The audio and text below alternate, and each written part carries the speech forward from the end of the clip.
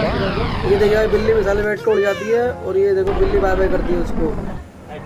और ये देखो मिसाइल उड़ रही है और आगे जाकर पहाड़ी में टकरा जाएगी ये मिसाइल और एक गिरती, सब लोग परेशान हो जाते देखते इसको। अब ये देखो, ये देखिए एलसीडी बेड है, एलसीडी फोड़ेगी और इससे एक अपने वो निकालेगी, निकालने का उसने एक रोबोट बनाई। देखो